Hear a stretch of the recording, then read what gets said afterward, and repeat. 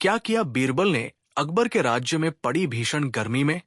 सावन का महीना समाप्त हो चुका था, लेकिन मानसून की एक भी बूंद नहीं गिरी थी। खेत सूखे पड़े थे और आगरा की पत्थर की सड़कों पर ऐसा लगता था मानो सूर्यदेव अपनी पूरी क्रोधाग्नि के साथ बरस रहे हों। राजमहल में लगे झरोखे तक तपा रहे थे। महल की छतों पर चढ़ना भी सजा जैसा प्रतीत होता। रानी जोधाबाई ने पानी का पात्र लिया, लेकिन वो भी इतना गर्म था कि उन्होंने झुंझलाकर वापस रख दिया। अकबर स्वयं गुसल खाने में घंटों रहते, लेकिन ठंडक कहीं नहीं मिल रही थी। बीरबल को बुलाओ, अकबर ने आदेश दिया। बीरबल धीरे धीरे दरबार में आए। उन्होंने अकबर के चेहरे पर चिंता की रेखाएं देखीं और बिना बोले समझ गए कि यह कोई साधारण परेशानी नहीं। जहां पनाह, आप परेशान हैं, बीरबल ने कहा। बीरबल, ये गर्मी साधारण नहीं। प्रजा दुखी है, किसान त्रस्त है, और मैं स्वयं बेचैन हूं। क्या इस आपदा का कोई कारण है? अकबर ने पूछा। बीरबल कुछ पल मौन रहे, फिर बोले, महाराज, हर संकट का कोई संकेत होता है। मैं कह नहीं सकता कि ये केवल प्रकृति की मार है। मुझे इसकी तह में जाना होगा। अगले ही दिन बीरबल ने अपने 3 सबसे अनुभवी गुप्तचरों को 3 दिशाओं में रवाना किया, उत्तर, दक्षिण और पश्चिम। वे चाहते थे कि वे केवल सामान्य स्थितियों के नहीं, बल्कि असामान्य गतिविधियों पर भी ध्यान दें। गुप्तचरों को एक गुप्त मंत्र मिला। जहां गर्मी अधिक, वहां कोई चाल विकट। 7 दिनों तक कोई खबर नहीं आई। 8वें दिन दक्षिण दिशा से शरीफुद्दीन नामक गुप्तचर राजमहल पहुंचा। वो थका हुआ था, धूल मिट्टी से सना हुआ, लेकिन उसकी आंखों में भय की झलक थी। जहां पनाह, उसने झुकते हुए कहा, मैंने एक भयानक वस्तु देखी। एक विशाल धातु का गोलाब, जो जमीन में धंसा हुआ है, और उससे इतनी गर्मी निकलती है कि वहां पौधा भी नहीं उगता। क्या वो प्राकृतिक वस्तु है? अकबर ने पूछा। नहीं जहांपनाह, वो वस्तु मानव निर्मित प्रतीत होती है, लेकिन किसी साधारण युग की नहीं। अकबर ने बीरबल की ओर देखा। बीरबल ने धीरे से कहा, यह कोई प्राचीन यंत्र हो सकता है, या फिर कोई दुष्ट युक्ति। हमें स्वयं वहां जाना होगा। बीरबल एक विशेष गुप्त दल के साथ उस स्थान पर रवाना हुए। उनके साथ शरीफुद्दीन, 4 विश्वस्त सैनिक और 2 वैद्य विज्ञान के ज्ञाता अब्दुल हकीम और आचार्य वेदप्रकाश थे। 3 दिनों की यात्रा के बाद वे एक घने जंगल में पहुंचे, जहां वो धातु की वस्तु जमीन से बाहर झांक रही थी। उसका तापमान इतना अधिक था कि कोई पास तक नहीं जा पा रहा था। पक्षी उस क्षेत्र से दूर उड़ रहे थे। बीरबल ने एक लंबी बांस की छड़ी से उसे छूने की कोशिश की। बांस की नोक तुरंत जलकर राख हो गई। वापसी के बाद बीरबल ने फारसी, संस्कृत और पाली के पुराने ग्रंथों की खोज की। अंततः एक पांडुलिपि में उल्लेख मिला, शोलांतर वो यंत्र जो सूर्य की ज्वाला को सोख सकता है और कालांतर में पृथ्वी को अग्निमय बना सकता है। इसे केवल सूर्य के पूर्ण संपर्क में लाकर निष्क्रिय किया जा सकता है। अब संदेह स्पष्ट हो चुका था। किसी ने इस शोलांतर को जगा दिया था। राजदरबार में खुफिया निगरानी के बाद पता चला कि दक्षिण की सीमाओं पर तैनात सेनापति खान जमाल कई बार उस क्षेत्र का गुप्त रूप से दौरा कर चुका था। उसकी गतिविधियां संदिग्ध थी। दस्तावेजों से यह भी ज्ञात हुआ कि उसने वहां खुदाई के लिए मजदूर भेजे थे। बीरबल ने यह बात अकबर को बताई। वो सत्ता का भूखा है। बीरबल बोले, वो चाहता है राज्य में अराजकता फैले और फिर वो स्वयं शांति का स्वामी बनकर सिंहासन पर बैठ जाए। अकबर ने उसी क्षण उसे बंदी बनाने का आदेश दे दिया। अब रह गया था शोलांतर को निष्क्रिय करने का उपाय। बीरबल ने विज्ञानियों से परामर्श किया और एक योजना बनाई। उन्होंने विशाल धातु दर्पणों की एक श्रृंखला बनाई, जो सूर्य की किरणों को केंद्रित कर उस यंत्र पर डालती, जिससे यंत्र अधिक ऊष्मा सह न सके और स्वयं विनष्ट हो जाए। 5 दिन तक कार्य हुआ। पहाड़ी स्थान से सटी ढलानों पर दर्पण लगाए गए। बीरबल ने इसे सूर्यज्वाल दृष्टि नाम दिया। 6वें दिन भोर में जब सूर्य की पहली किरणें पर्वत पर पड़ी, बीरबल ने आदेश दिया, दर्पणों को समकालीन दिशा में झुकाओ। सभी दर्पण सूर्य की रोशनी को केंद्रित करने लगे। कुछ ही क्षणों में शोलांतर से भयंकर धुआं निकलने लगा। धातु पिघलने लगी और तभी जमीन कांपने लगी। एक गहरी सुरंग फटी और उससे तेज हवा निकलने लगी, मानो धरती ने सांस ली हो। तभी उसमें से एक स्याह छाया बाहर आई। वो आकृति कोई इंसान नहीं थी, लेकिन आकार वैसा ही था। उसकी आंखें जल रही थी और उसके होठों से कोई अजीब सी बोली निकल रही थी, उन्हें मत जगाओ। अभी नहीं। बीरबल और उनकी टीम स्तब्ध रह गए। वो आकृति कुछ क्षण खड़ी रही, फिर गुफा में वापस चली गई। बीरबल ने आदेश दिया कि गुफा को पत्थरों से बंद कर दिया जाए, लेकिन उन्होंने स्वयं एक हस्तलिखित नोट तैयार किया और उस पर लिखा, शोलांतर तो नष्ट हुआ, लेकिन जो उसकी रक्षा कर रहा था वो अब जाग गया है। बीरबल ने गुफा के मुहाने को पत्थरों और मिट्टी से बंद करवा दिया, लेकिन उस रहस्यमयी छाया की बातें उनके मन से नहीं निकल रही थी। उन्हें मत जगाओ, अभी नहीं। इन शब्दों का अर्थ क्या था? बीरबल ने आचार्य वैप्रकाश को आदेश दिया कि प्राचीन ग्रंथों और दंतकथाओं से ये पता लगाया जाए कि क्या कभी किसी छाया या अग्निमय प्राणी का उल्लेख हुआ है। 4 दिन बाद आचार्य दरबार में एक मोटा ग्रंथ लेकर आए, अग्नि संहिता। उन्होंने बताया कि इसमें एक उल्लेख है तपसाधक नामक प्राणी का, एक ऐसा जीव जो हजारों वर्षों तक अग्नि में तपस्या कर सकता है, लेकिन अगर वो किसी के हस्तक्षेप से उठ गया तो वो न केवल विनाश करेगा, बल्कि अन्य तपसाधकों को भी जगा सकता है। ये सुनकर दरबार में सन्नाटा छा गया। बीरबल को अब लगने लगा कि खान जमाल केवल सत्ता पाने की कोशिश नहीं कर रहा था, वो कुछ और भी जानता था। शायद उसे पता था कि शोलांतर के नीचे कुछ छिपा है।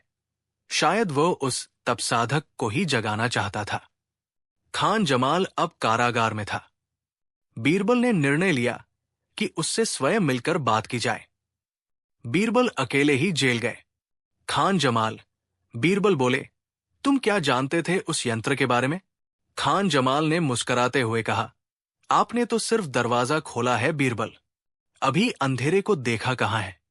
खान जमाल ने बताया कि उसे एक पुरानी पांडुलिपि मिली थी, जिसे तैमूर के समय के एक सैनिक ने लिखा था। उसमें उल्लेख था कि एक प्राचीन शक्ति, जिसे आग का रक्षक कहा गया, अभी भी धरती के नीचे सो रही है। अगर उसे जगाया जाए तो वो पहले पूरे क्षेत्र को अग्निमय बना देगा।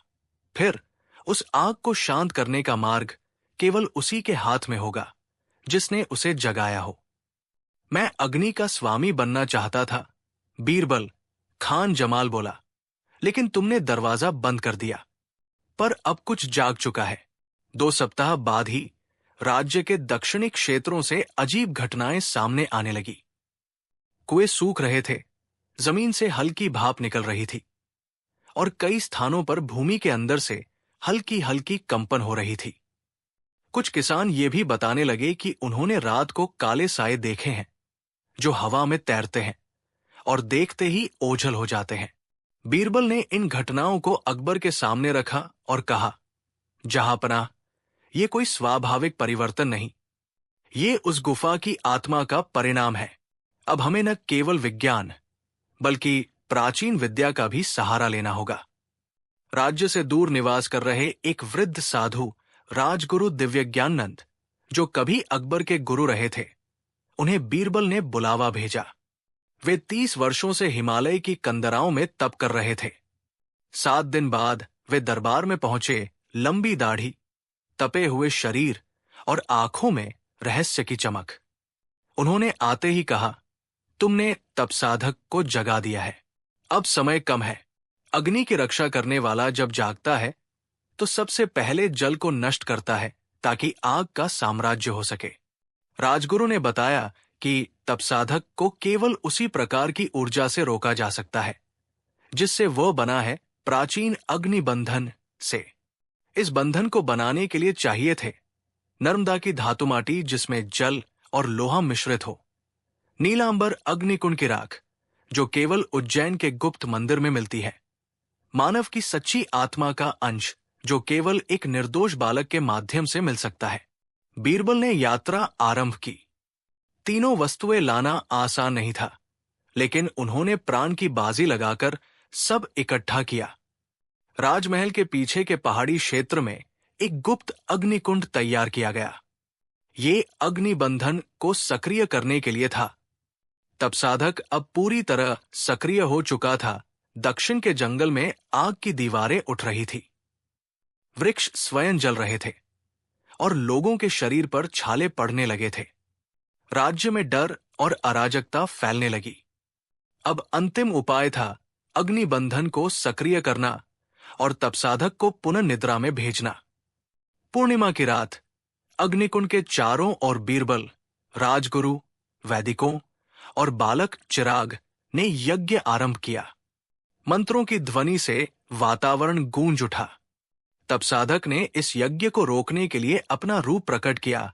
10 हाथ, अग्निमय शरीर और जलती हुई आंखें। राजगुरु ने उसे चेताया, तेरी शक्ति अग्नि है, लेकिन अग्नि को ही अग्नि बांध सकती है। आखिरी मंत्र के साथ अग्निबंधन की ऊर्जा तब साधक के चारों ओर फैली और उसने जोर से चिल्लाते हुए कहा, मैं तो केवल एक रक्षक था, असली अग्नि तो अब भी सो रही है। तब साधक की आकृति धीरे धीरे अग्निकुंड में समा गई। जमीन का कंपन बंद हुआ। जंगलों में पानी गिरा। जनता ने चैन की सांस ली। अकबर ने बीरबल की वीरता की सराहना की और राज्य में उत्सव का ऐलान किया। लेकिन बीरबल शांत थे। कुछ अधूरा है, उन्होंने स्वयं से कहा। उन्होंने वो पुरानी तैमूरी पांडुलिपि दोबारा पढ़ी और उसके आखिरी पन्ने पर एक पंक्ति लिखी थी, जो पहला रक्षक है वो केवल द्वारपाल है। जब 3 द्वार खुलेंगे तब असली अग्निदेवता जागेगा। शोलांतर और तब साधक की घटना को 5 वर्ष बीत चुके थे। राज्य में फिर से शांति और समृद्धि लौट आई थी। लेकिन इस वर्ष मौसम फिर से असामान्य होने लगा। गर्मी मार्च के महीने में ही जून जैसी तीव्र हो गई। नदियां सूख रही थी, जंगलों में बार बार आग लग रही थी और गांवों में जल संकट विकराल रूप ले चुका था। लोग कहते थे कि सूर्य नाराज है, पर बीरबल जानते थे ये केवल प्रकृति नहीं, कोई अदृश्य शक्ति फिर सक्रिय हो रही है। दिल्ली के एक संत, जिन्हें धरती पुत्र बाबा कहा जाता था, उन्होंने आगरा को पत्र भेजा। पत्र में केवल कुछ पंक्तियां थी। दक्षिण दिशा की 3 चट्टानें धुआं छोड़ने लगी हैं। पहली बार अग्नि प्रकट हुई थी, अब दूसरी बार उसका मूल जागेगा। जब तीसरी चट्टान टूटेगी तो अग्निदेवता धरती पर उतरेंगे। बीरबल ने चौंक कर पत्र को मोड़ा। चट्टानें? क्या ये वही 3 द्वार है जिनका उल्लेख तैमूरी ग्रंथों में था? उन्होंने तुरंत अकबर को सूचित किया। इस बार बीरबल ने केवल तांत्रिक और धर्मगुरुओं को नहीं बुलाया। उन्होंने राज्य के प्रमुख वैज्ञानिकों, मौसम वैज्ञानिकों और कृषकों को भी आमंत्रित किया। एक बुजुर्ग किसान ने कहा, महाराज, इस बार बारिश आने से पहले ही धूप जमीन को जलाने लगी है। अंकुर फूटने से पहले ही मर जाते हैं। वैज्ञानिक बोले, राजा सलामत, जमीन के अंदर का तापमान औसत से 4 गुना बढ़ चुका है। यह प्राकृतिक नहीं लगती। बीरबल ने पूछा, क्या इसका केंद्र एक ही स्थान है? उत्तर मिला, हां, दक्षिण के त्रिकुट पर्वत से ये गर्मी फैल रही है। बीरबल और उनका दल त्रिकुट पर्वत पहुंचा। वहां उन्होंने जो देखा वो चौंकाने वाला था। 3 विशाल चट्टानें थी, जिनमें से एक पहले से ही फटी हुई थी। वहीं से शोलांतर मिला था। दूसरी में दरार आ चुकी थी और तीसरी धीरे धीरे गर्म हो रही थी।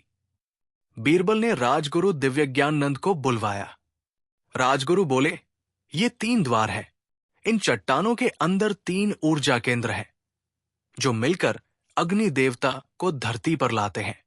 पहली चट्टान ने रक्षक को जगाया था, अब दूसरी उसका सहायक जागाएगी और तीसरी अग्नि देवता को जन्म देगी। राज्य भर में गर्मी असहनीय हो चुकी थी। स्कूल बंद हो चुके थे, कुएं सूख चुके थे और कई लोग लू लगने से मारे जा रहे थे। आज की तरह ही तब भी हीटवेव का नाम तो नहीं था, लेकिन उसका असर इतना ही घातक था। एक तरफ जल संकट, दूसरी तरफ भोजन संकट, क्योंकि फसलें बर्बाद हो रही थी। बीरबल ने ध्यान से देखा, गर्मी केवल प्राकृतिक नहीं लग रही थी। जैसे जैसे दूसरी चट्टान गर्म होती जा रही थी, जमीन से वाष्प उठ रही थी। एक दिन बीरबल को खबर मिली कि दक्षिण के गांव में एक बूढ़ा जुलाहा रहता है, जो कहता है कि वो अग्निदेवता के युग का अंतिम साक्षी है। बीरबल स्वयं वहां गए। जुलाहे ने बताया 3 रक्षक थे, 3 द्वार। शोलांतर केवल एक यंत्र नहीं था, वो एक ढाल थी। तुमने ढाल तोड़ दी। अब जब अग्निदेवता आएंगे तो कोई भी रक्षा नहीं करेगा। बीरबल ने पूछा, क्या उन्हें रोका जा सकता है? उत्तर आया, हाँ, परंतु केवल 3 प्रकृतियों के बल से, जल, धरती और वायु। बीरबल ने राजगुरु, वैज्ञानिकों और संतों के साथ मिलकर एक योजना बनाई। 3 ऊर्जा केंद्रों को 3 प्राकृतिक तत्वों से बांधो, जल का कुंड, गंगा और यमुना के संगम की मिट्टी से तैयार। वायु का चक्र, बरसात के बाद बनी पहली ठंडी हवा को बांधने वाला यंत्र। धरती की ढाल, नर्मदा किनारे की औषधियों और धातु से तैयार की गई परत। तीनों को त्रिकुट पर्वत पर स्थापित किया गया। बीरबल ने 3 निर्दोष बच्चों को इनका रक्षक बनाया। दूसरी चट्टान फटी, जमीन फटी और वहां से एक आकृति निकली, लाल आंखों वाला, शरीर से धुआं निकालता हुआ एक राक्षसी स्वरूप, दाहंध, जो तप साधक का सहायक था। उसने कहा, तुमने मुझे जगाया है, अब अग्नि देवता भी जागेंगे। मैं तुम्हारा संदेशवाहक हूं। बीरबल और राजगुरु ने मिलकर अग्नि बंधन को फिर से सक्रिय किया, पर अब यह पर्याप्त नहीं था। राजमहल तक लपटें पहुंचने लगी। दिल्ली, आगरा और आसपास के क्षेत्र लू की चपेट में आ गए। महलों में भी पानी खत्म होने लगा। जोधाबाई बीमार पड़ी। अकबर पहली बार रो पड़े। बीरबल, अगर मैं सम्राट होकर भी अपनी प्रजा को शांति न दे सकूं, तो मेरा राज्य क्या? उन्होंने कहा। बीरबल ने उन्हें आश्वासन दिया, जहांपनाह, जब तक मैं जीवित हूं, अग्नि देवता इस धरती पर कदम नहीं रख पाएंगे। अंततः तीसरी चट्टान भी दरकने लगी। बीरबल ने तीसरे कुंड को सक्रिय किया और तीनों तत्वों को एक साथ एकत्रित किया। परंतु उस क्षण दाहंध ने एक बालक को अग्नि में फेंकने की धमकी दी। या तो अग्नि बंधन हटाओ, या ये बालक अग्नि देवता का आह्वान करेगा।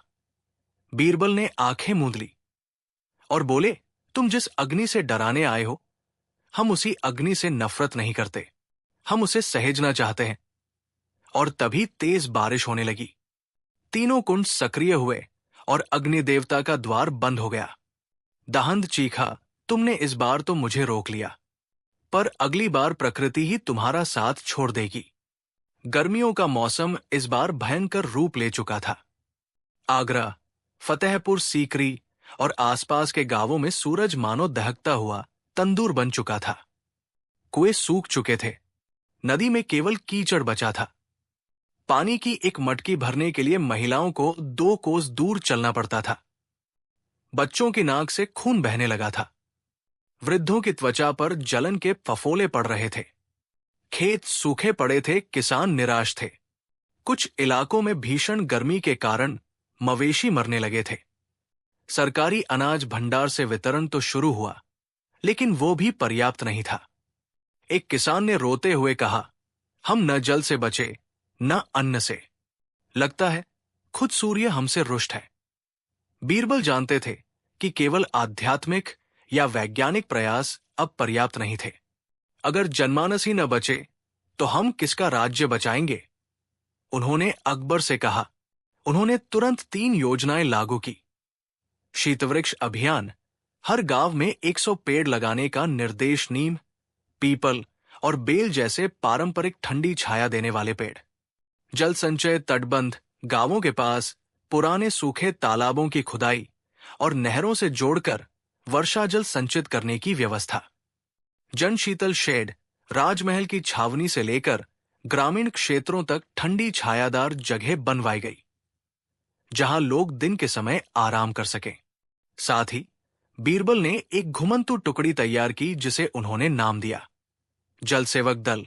ये लोग ऊंटों पर पानी की मशक भरकर दूर दराज के गांवों में पानी पहुंचाते थे। त्रिकुट पर्वत से एक बार फिर भयावह ऊर्जा निकलने लगी थी। आसमान पर काले बादल तो छा जाते थे, लेकिन बारिश नहीं होती, केवल उमस और बिजली। किसी रात फतेहपुर के एक गांव में आग लग गई बिना किसी चिंगारी के।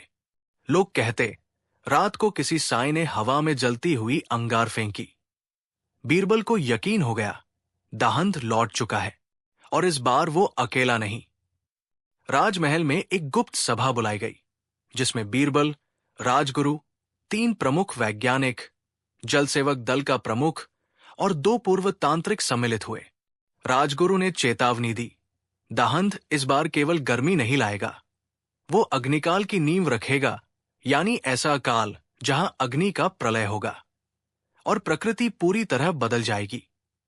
एक पुराना पांडुलिपि संकेत देती है, जब जल, वायु और छाया तीनों सिमट जाए और पृथ्वी की त्वचा फटे तब दहरी प्रकट होगा। बीरबल ने पूछा, दहरी कौन? उत्तर आया, दाहंद का दर्पण उसका पूर्ण रूप। उसे अभी जगने से रोका जा सकता है, परंतु समय कम है। गांव के आम लोग अब केवल डर में जी रहे थे। गर्मी ने उनका विश्वास तोड़ दिया था, लेकिन बीरबल जानते थे यही लोग अब इस अग्निकाल को रोक सकते हैं। उन्होंने जनशक्ति को जोड़ने की योजना बनाई। किसानों को मिट्टी के पात्रों में पानी संचित करने की तकनीक सिखाई गई। युवाओं को तापमापक यंत्रों से गर्मी मापना और रिपोर्ट करना सिखाया गया। महिलाएं और बच्चे वृक्षारोपण और पानी वितरण अभियान में शामिल हुए। राज्य भर में एक मंत्र फैल गया, धरती को बचाना है तो अग्नि को बांधना होगा। आखिरकार गर्मी ने अग्निकाल का रूप ले लिया। आगरा में एक साथ 13 स्थानों पर आग लग गई, बिना किसी कारण। नदियों से भाप उठने लगी, मानो जल ही धरती छोड़ने को आतुर हो। पेड़ों की छाल जलने लगी, पत्ते सूखकर धुआं छोड़ने लगे और उस रात आकाश में लाल रंग का एक विशाल चेहरा प्रकट हुआ। मैं दाहंद हूं, अग्नि देवता का उद्घोषक। अग्निकाल आ गया है। बीरबल ने अंतिम योजना बनाई। हम अग्नि से अग्नि नहीं, जीवन से अग्नि को हराएंगे। 1000 गांवों में एक साथ जलकुंडों की पूजा करवाई गई। चारों दिशाओं में धूप आभा के बजाय जलवाष्प के घेर बनाए गए। पहाड़ों से बर्फ की सिल्ली लाकर छाया स्थलों में रखी गई। और फिर बीरबल स्वयं त्रिकुट पर्वत की तीसरी चट्टान पर गए दाहंद को चुनौती देने। त्रिकुट पर्वत की तीसरी चट्टान टूटने लगी। बीरबल के सामने वो दृश्य था जो उन्होंने कभी कल्पना में भी नहीं सोचा था। दहरी एक विशाल अग्निमानव, जिसके शरीर पर नदियां सूखती हुई उकेरी गई थी और हर सांस से आग निकलती थी। मैं प्रकृति की बदली हुई चेतना हूं, उसने कहा। तुमने सदियों तक मेरा दोहन किया, अब मैं लौटने आया हूं जल विहीन, जीवन विहीन पृथ्वी देने। बीरबल बोले, अगर तू ही अग्नि देवता है तो तुझमें दया भी होगी। और तभी बीरबल ने किया एक चमत्कार। बीरबल ने अपनी हथेली काटी और रक्त की बूंदें भूमि पर गिराई। अगर इस भूमि पर अब भी प्राण बचाना संभव है तो मेरे जीवन के बदले सबका जीवन बचे। दहरी चौंका, उसकी अग्नि मंद होने लगी। जनता ने एक साथ जलव्रत लिया, 3 दिन बिना अग्नि के भोजन, केवल जल पर। 3 दिन बाद वर्षा हुई। पर्वत की तीसरी चट्टान स्वयं बर्फ में बदल गई। दहरी गायब हो गया और केवल एक वाक्य हवा में गूंजा, अभी तो मैंने वापसी का संकेत दिया है, अगली बार मानव ही मुझे बुलाएगा। गर्मी इस वर्ष कुछ अलग थी। सूरज जैसे आसमान पर रुक गया था। पिछले 2 माह से न कोई बूंद गिरी, न कोई हवा चली। दोपहर होते ही धरती से धुआं उठने लगता, मानो स्वयं भूगर्भ तपकर बाहर आ रहा हो। परछाइयां भी कहीं छुप जाती। गांवों में डर था। लोग अपने अपने जलपात्रों को देवी देवताओं के चरणों में चढ़ाने लगे। कई बच्चे सूर्य को दूध चढ़ा रहे थे तो कई बकरियां बलि चढ़ाई जा रही थी। ताकि सूरज प्रसन्न हो जाए। फतेहपुर के एक वृद्ध ने कहा, ऐसी गर्मी मैंने अपने जीवन में नहीं देखी। ये अग्नि का शाप है। ग्राम घोसीपुर और चंदेलबाड़ी में कुएं 20 हाथ गहरे होने के बावजूद सूख चुके थे। औरतें आधी रात को पानी की खोज में निकलती थी ताकि धूप से बचा जा सके। खेतों में बीज अंकुरित नहीं हो पा रहे थे। गोधन के शव खुले में सड़ रहे थे। कारीगरों के चूल्हे ठंडे थे क्योंकि मिट्टी अब भट्टी में फट जाती थी। साधारण जन दोपहर में मिट्टी की दीवारों से सटे रहते, छाया की तलाश में। गर्म हवाओं को उस समय लू कहा जाता था और एक कहावत बन चुकी थी, जिसे लू ने छुआ वो फिर जी न पाया। बीरबल ने एक साधारण धोती पहनी, सिर पर कपड़ा बांधा और अकेले ही गांवों का भ्रमण शुरू किया। राजा अकबर ने कहा, बीरबल, गर्मी से लड़ने कोई तलवार नहीं जाती। फिर तुम क्यों?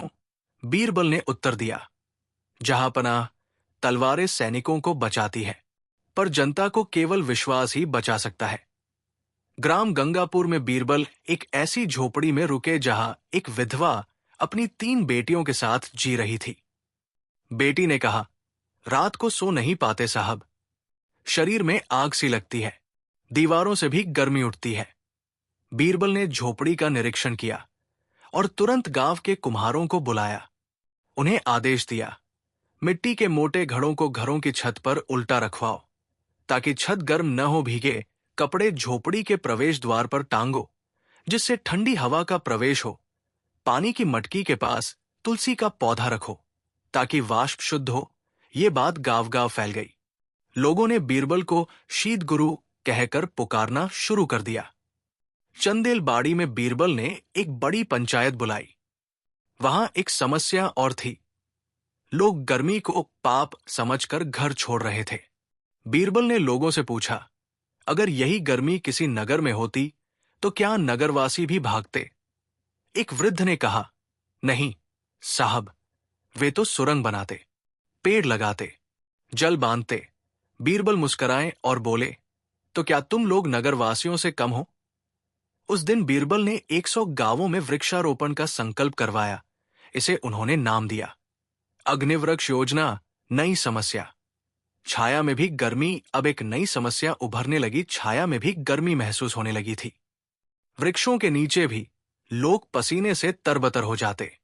राजगुरु दिव्य ज्ञाननंद को बुलाया गया। उन्होंने कहा, ये अग्नि बाहरी नहीं, अब पृथ्वी के गर्भ से निकल रही है। अग्निकाल का 3रा चरण। उन्होंने संकेत दिया कि त्रिकुट पर्वत के नीचे कोई शक्ति पुनः सक्रिय हो रही है। त्रिकुट पर्वत की पहली और दूसरी चट्टान तो टूट चुकी थी, पर तीसरी अब धीमे धीमे जलने लगी थी। बीरबल को रात में एक सपना आया। एक बालक तपसाधक की आग में खड़ा है और कहता है, मैं अग्निकाल का दूत नहीं, परिणाम हूं। बीरबल का अग्निवचन। बीरबल ने अकबर को अंतिम प्रस्ताव दिया, जहांपनाह, मैं त्रिकुट पर जाऊंगा, पर इस बार न मंत्र काम आएंगे न लोहे की ढाल। इस बार जनता ही ढाल बनेगी। राजा ने पूछा, क्या जनता अग्नि से जीत सकती है? बीरबल बोले, अगर उनकी छत, उनकी दीवार, उनकी सांसें प्रकृति के साथ चलें तो वे अग्निदेवता को भी शांति दे सकते हैं। ग्रामों का सामूहिक प्रयास। बीरबल ने योजना शुरू की। ग्राम की सभी छतों पर मिट्टी के लेप, ताकि वे ठंडी रहें। तालाबों में कमल के पत्तों की परतें जो वाष्प को नियंत्रित करें। भोजन में गर्म मसालों की बजाय ठंडी जड़ी बूटियां जैसे सौंफ, धनिया, गुलकंद। गांव गांव में लोग स्वयं काम करने लगे। गर्मी का ताप थोड़ा थमने लगा। रहस्य अंत की ओर। अग्निपुंज का उदय। एक दिन अचानक त्रिकुट पर्वत से तेज लाल रोशनी उठी। राजगुरु ने चीखते हुए कहा, दहरी जाग चुका है। पर इस बार पर्वत के नीचे से एक महिला आकृति निकली, जिसे लोग भूमिनंदा कहते थे, यानी पृथ्वी की आत्मा। उसने कहा, तुमने मेरी रक्षा की है। अग्निकाल टला नहीं, स्थगित हुआ है। अगर लोग फिर से प्रकृति से विमुख हुए तो अग्नि लौटेगी। और इस बार अंतिम बार। गर्मियां बीत चुकी थी। वर्षा का मौसम आते आते एक आंतरिक शांति का एहसास हुआ। परंतु प्रकृति ने अपने पुराने रूप को फिर से पकड़ लिया था।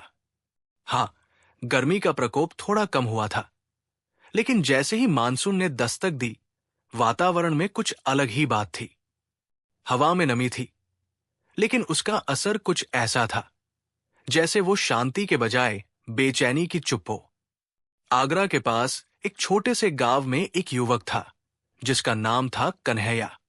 कन्हैया एक सामान्य किसान का बेटा था, लेकिन वो अक्सर सोचता था, क्या हमें इस भयंकर गर्मी और आंधी तूफान से बचने का कोई स्थायी उपाय है? कन्हैया की दादी अक्सर उसे अपनी जिंदगी के किस्से सुनाती रहती थी, खासकर बीरबल के कार्यों के बारे में। कन्हैया उन कहानियों को सुनते हुए बहुत प्रभावित हुआ था। उसे ये सोचकर दुख होता कि वो बीरबल से कभी मिल नहीं पाया। अगर बीरबल होते तो क्या होता? कन्हैया हमेशा सोचता, क्या बीरबल ने सच में अग्निकाल को रोका था या केवल एक दैवी शक्ति ने हमसे बचाव किया था? एक दिन कन्हैया अपने खेतों से वापस घर लौटते हुए एक विशेष आवाज सुनी। यह आवाज किसी बुजुर्ग महिला की थी जो अपने पोते को कुछ जरूरी बातें समझा रही थी। कन्हैया ने सुना, बीरबल ने अग्निकाल को रोका था, लेकिन उस दिन से लेकर अब तक यह खतरा कभी खत्म नहीं हुआ। वो शक्ति फिर से लौट सकती है, और अगर हम सावधान नहीं हुए तो हमारा विनाश निश्चित है। कन्हैया ने उस महिला से पूछा, क्या सच में ऐसा हो सकता है? क्या अग्निकाल फिर से आएगा? वृद्धा ने उसकी आंखों में गंभीरता देखी और कहा, यह नहीं बस एक आग की बात है, यह प्राकृतिक असंतुलन की बात है जो पहले बीरबल ने समझा था। अगर हम फिर से सतर्क नहीं हुए तो अग्नि की शक्ति पृथ्वी को निगल जाएगी। कन्हैया ने मन ही मन ठान लिया, मैं बीरबल की तरह हर किसी की मदद करूंगा ताकि फिर से हम पर यह संकट न आए। कन्हैया ने अपनी यात्रा शुरू की और फतेहपुर सीकरी की ओर बढ़ा। वो सोच रहा था कि कहीं न कहीं उसे बीरबल के द्वारा छोड़े गए संकेतों का पता जरूर मिलेगा। बीरबल की सीखों को समझने और उन्हें लागू करने के लिए वो कुछ भी करेगा। वो गांवों में जाकर लोगों से बीरबल के बारे में सुनता। लोग उसे बताते कि बीरबल ने कभी एक छोटी सी समस्या को भी हल करने के लिए अपनी बुद्धिमत्ता का इस्तेमाल किया था। एक बुजुर्ग व्यक्ति ने कहा, बीरबल ने गर्मी से निपटने के लिए हमें जल संरक्षण की योजना दी थी। वो हमें पेड़ों के बारे में सिखाते थे कि हमें न केवल अपनी छाव के लिए बल्कि जलवायु को ठंडा रखने के लिए भी पेड़ों की आवश्यकता है। कन्हैया ने महसूस किया कि बीरबल का काम सिर्फ तात्कालिक संकट से बचने का नहीं था, बल्कि ये लंबे समय तक स्थिरता और प्राकृतिक संतुलन को बनाए रखने का था। फतेहपुर सीकरी पहुंचकर कन्हैया ने अकबर के दरबार में एक पुराना तंत्र खोजने की कोशिश की। दरबारियों ने उसे बताया कि बीरबल के पास हमेशा कोई ना कोई चतुराई या वैज्ञानिक तरीका होता था जिससे वो हर संकट को सुलझा लेते थे। बीरबल ने कहा था, एक दरबारी ने याद करते हुए कहा, जब अग्निकाल का खतरा फिर से लौटेगा तो हमें सामान्य जीवन शैली और प्राकृतिक तंत्रों का प्रयोग करना होगा। केवल आध्यात्मिक प्रयास ही पर्याप्त नहीं होंगे, बल्कि विज्ञान और प्रकृति की शक्ति को एक साथ लाकर हमें संकट से उबरना होगा। कन्हैया ने तुरंत निर्णय लिया कि वो बीरबल के पुराने जल प्रबंधन और छाव संबंधी तंत्रों को लागू करेगा। वो गांवों में जाकर पेड़ पौधे लगाने, तालाबों को फिर से जीवित करने और जलाशयों को सही तरीके से संरक्षित करने के उपाय करेगा। कन्हैया ने सबसे पहले उन गांवों का चयन किया जो पहले बीरबल की योजना के तहत पेड़ लगाने और जल संरक्षण के लिए काम कर चुके थे। उसने ये योजना बनाई कि गांवों में सार्वजनिक जलाशय बनवाए जाएं और शीतलता के लिए छायादार पेड़ लगाए जाएं। वो गांव-गांव जाकर लोगों को समझाता। बीरबल ने कहा था कि जब पृथ्वी जल और छाव से लिपटी रहे तो कोई अग्निकाल उसका कुछ नहीं बिगाड़ सकता। हम यदि यही करें तो हम प्रकृति के साथ तालमेल बैठा सकते हैं। गांव वाले धीरे धीरे समझने लगे और कन्हैया की मदद से जलाशयों का निर्माण हुआ। उन्होंने बीरबल के बताए हुए मिट्टी के घड़े की विधि का पालन किया ताकि गर्मी से राहत मिल सके। कुछ दिन बाद त्रिकुट पर्वत के पास फिर से अजीब सी गर्मी फैलने लगी। कन्हैया ने यह सुना कि पर्वत के अंदर कुछ असामान्य घटनाएं घटित हो रही थी। लोगों ने कहा, सूरज की रोशनी से काले बादल और बिजली निकलने लगी है। यह सब कुछ संकेत दे रहा है कि अग्निकाल फिर से लौट सकता है। कन्हैया ने महसूस किया कि अब वही संकट फिर से बढ़ रहा है और उसने बिना डर के त्रिकुट पर्वत की ओर रुख किया। वहां पहुंचते ही कन्हैया को वही लाल रंग की धुना दिखी जो बीरबल ने पहले देखी थी। कन्हैया ने जान लिया कि दाहंद और दहरी का पुनरागमन हो चुका था। वो पर्वत पर चढ़ते हुए मुट्ठी में पानी भरकर उस धुएं की ओर बढ़ा। वो धीरे धीरे बोला, प्रकृति के प्रकोप से बचने का एक ही तरीका है, हम अपने संवेदनशीलता और समझ से इन संकटों से निपट सकते हैं। यही बीरबल ने हमें सिखाया था। कन्हैया ने अपने प्रयासों से उस दिन की मृत्यु की आग को धीरे धीरे शांत किया। उस रात त्रिकुट पर्वत से उठता हुआ धुआं चुक गया। कन्हैया की मेहनत और बीरबल के सिद्धांतों ने ही फिर से अग्निकाल को स्थगित किया। वो जानता था कि अगला संकट दूर नहीं था, लेकिन सामान्य जन और प्राकृतिक उपायों को अपनाकर उसे कम किया जा सकता था। कन्हैया ने अपने गांव वालों को यही संदेश दिया, प्राकृतिक संतुलन का पालन करना ही अग्निकाल की सच्ची जीत है। कन्हैया की यात्राएं अब एक नए मोड़ पर थी। उसने पूरे गांवों में जल संरक्षण, छायादार वृक्षारोपण और बीरबल की विधियों को लागू किया था। लोग अब पहले से ज्यादा सतर्क और जागरूक हो गए थे। लेकिन त्रिकुट पर्वत के पास एक आखिरी संकट था जो उसकी परीक्षा लेने के लिए तैयार था। जंगल में गहरी शांति थी, लेकिन कुछ गड़बड़ थी। गांव वाले धीरे धीरे त्रिकुट पर्वत के पास लौटने लगे थे, क्योंकि वहां एक असामान्य हलचल थी। कन्हैया को इस बार एक अजीब सी खबर मिली। अब केवल गर्मी नहीं, एक काले बादल का समूह आ रहा है जो अचानक सारे आसमान को काले कर देगा। कन्हैया ने यह समझ लिया कि यह कोई सामान्य घटना नहीं थी। यह कुछ और ही था, कुछ ऐसा जो एक प्राकृतिक संतुलन को चुनौती दे रहा था। और अगर इसे जल्दी हल नहीं किया गया तो इसका असर न सिर्फ उसके गांव पर, बल्कि आसपास के सभी गांवों पर हो सकता था। कन्हैया ने पहले ही महसूस किया था कि दाहंद और दहरी का प्रभाव अब सिर्फ गर्मी और धुआं तक नहीं था। यह किसी अप्राकृतिक शक्ति से जुड़ा था और उसने समझ लिया कि यह सब कुछ प्रकृति के असंतुलन से जुड़ा है, जिसका सामना बीरबल ने भी किया था। अगर बीरबल होते तो क्या करते? यह सवाल कन्हैया को बार बार परेशान करता था। फिर एक दिन जब कन्हैया त्रिकुट पर्वत के नजदीक था, उसे एक बहुत पुरानी स्मृति याद आई। वो यही था जब बीरबल ने एक बार कहा था, ये अग्निकाल का संकट केवल तापमान की बात नहीं है, ये पृथ्वी के भीतर जो एक बड़ा बदलाव हो रहा है उसका परिणाम है। अगर हम हर बार इसे किसी दैवीय ताकत की तरह देखते रहे तो इससे हम कभी छुटकारा नहीं पा सकते। कन्हैया ने इस पर ध्यान दिया। उसने पृथ्वी के भीतर बदलाव के बारे में सोचा और साथ ही ये भी कि कैसे बीरबल ने प्राकृतिक समाधान को लागू किया था। अगर ये सब कुछ इस प्राकृतिक असंतुलन का परिणाम था, तो इसका उपाय भी शायद वही होगा जो बीरबल ने सुझाया था, प्राकृतिक उपाय और सामूहिक प्रयास। अब कन्हैया ने एक बड़ा निर्णय लिया। वो जानता था कि धुआं और तापमान का असंतुलन सिर्फ एक समस्या नहीं थी, बल्कि ये पृथ्वी के भीतर हो रहे असंतुलन का संकेत था। उसने देखा कि कैसे जंगल की भूमि की कटाई और वृक्षों की अंधाधुंध धधकती आग ने वातावरण को प्रभावित किया था। उसने महसूस किया कि अगर वो प्राकृतिक संतुलन बहाल कर सके तो ये संकट फिर से रुक सकता था। कन्हैया ने त्रिकुट पर्वत के सबसे ऊंचे हिस्से पर एक विशाल यज्ञ करने की योजना बनाई। ये यज्ञ पृथ्वी को शुद्ध करने का था। वो जानता था कि ये एक आध्यात्मिक प्रयास तो था ही, लेकिन वैज्ञानिक दृष्टिकोण से भी ये पृथ्वी को आंतरिक संतुलन बहाल करने में मदद कर सकता था। उसने जंगलों को फिर से हरा भरा करने का निर्णय लिया और गांव वालों को वृक्षारोपण के लिए प्रेरित किया। कन्हैया ने ये योजना बनाई। किसानों को वृक्षारोपण के लिए प्रेरित किया ताकि वायुमंडल में नमी बनी रहे। जलवायु में शुद्धता लाने के लिए तालाबों और कुओं को पुनर्जीवित किया। भूमि की उपजाऊ क्षमता को सुधारने के लिए प्राकृतिक उर्वरक का उपयोग। सभी गांव वालों को पेड़ लगाने के लिए प्रोत्साहित किया, खासकर वृक्षों की परछाई को बढ़ाने के लिए।